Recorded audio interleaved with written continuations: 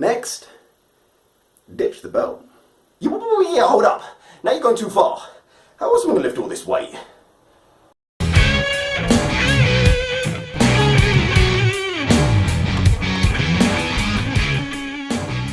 Mate, the transference is 0 from belt to non-belt. The benefit works the other way round. You get benefit from beltless going to belt. Unless you're going to buckle up on the start line, the intra-abdominal pressure that you're creating with the belt won't transfer when the belt's not there. What will translate is the internal abdominal pressure that you create with your own rec ab, your internal and external obliques, and your TRA. But also, if you now plan on going full range, then the need for the belt pretty much vanishes. I mean, yeah, okay, Ollie boys can go 200 kilos plus ATG, but sprinters don't. Next, pull the bar into you. Don't try and lift the bar off you. Yeah, but it hurts. It's uncomfortable. Yeah, but that's a damn sight more if you're trying to lift half squat weights, because, to be honest, you don't have the trap and the back musculature to heave that kind of load. If you could lift 200 kilos full range, then your body would give you the back musculature to do it. But what you're doing is circumventing the process by half squatting, and you're lifting far more than your overall development would allow. That's why it hurts. Pulling the bar into you will tighten up your upper back, which will prevent upper back rounding, which is totally useless when you're sprinting because upper back rounding is a massive energy leak. And lastly, use as many variations of the squat as you can and stop seeing the squat as only one setup. Sumo stance, normal, close, upright, lean over, front squat, split squat, goblet squat, rotational squat, log squat, as many as you can find. The sport squat is a movement pattern squat that you're practicing each time, slightly changing the variables to reveal neural weaknesses in your hip, knee and ankle coordination. A good session comes from learning something about your strategy in that squatting rather than just whether you lifted a couple more kilos. I don't know, maybe it's like cross country for squatting. The running is the running, but you're testing it on variable terrain. In this case, the squat pattern is a squat pattern, but you're testing it all the time under varying conditions to then expose the weakness. Now firstly, this is going to stop you from overriding your sprinting with your squat numbers because all your squat numbers will have probably different values. Secondly, if you don't have a defined target in the weights per se, you're more likely to listen to your body during the session, focus on the movement pattern, and load it according to how you feel on the day.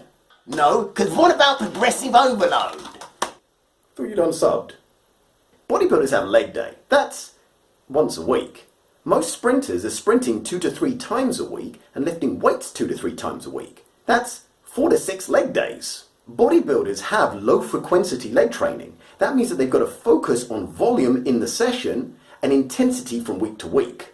Sprinters have high frequency leg training, which means that their volume's already taken care of, and they just need a different strategy to manage the intensity of their leg training, or else it just ends in poor performance on the track, or you take drugs.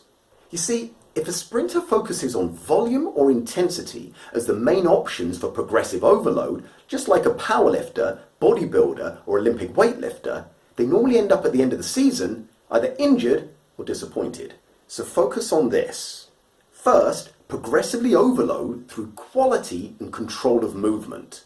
Then, progressively overload through range. Then, progressively overload through variety to fill in the weak spots. And I think you'll find that doing those things will allow you to lift heavier over time without thinking about it, which is organic progressive overload through intensity.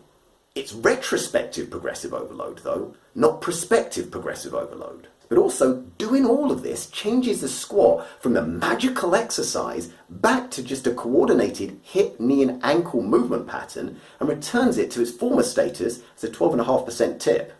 So basically the sport squat is a movement pattern squat that you have multi-variations of and you lift to a standard set of controls each time and you're not overly concerned with the numbers.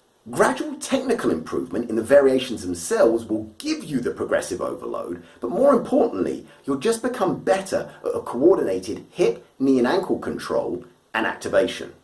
And lastly, if you think that the squat is the exercise of choice because it's just easy to increase maximal strength, which gives you more clay to work with in a conversion to power phase, which will then transfer better into acceleration and sprinting, that's a good point.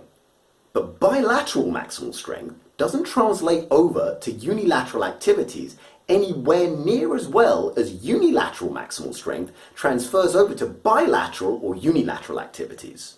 Basically, the conversion of 2-foot squats to 1-foot sprints isn't anywhere near as good as the conversion of 1-foot strength exercises to 1-foot sprints. So if all these squat alterations are causing you consternation and messing with your worldview, here's an exercise that's got a much better transfer to explosive starts and acceleration. The Hollywood titled Step Up.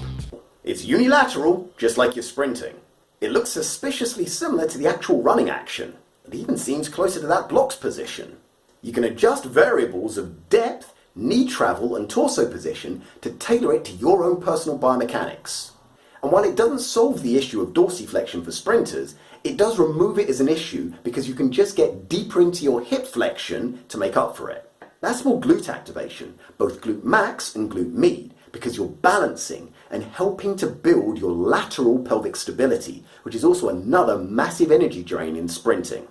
And the Eastern European weightlifters have actually used heavy maximal strength versions of it as a squat replacement and actually improved in their snatches and cleans. And on the spectrum of movement, the speed of a power clean or snatch is closer to a sprinter than a powerlifter. But I do understand how 70 kilo high step up just doesn't have the same ring as 240 kilo back squat, even if it was a belted quarter squat on the Smith machine. Hey, I'm not judging, brother. I've been there. These are just a few ideas, but seriously? If the sport continues to do the squat the way I've seen it being done, well, I guess those physios and massage therapists are going to be able to afford them second homes. I hope this helps. Hit the thumbs up and dare to share. Yap away in the comments bay. If you like my vibe, please subscribe.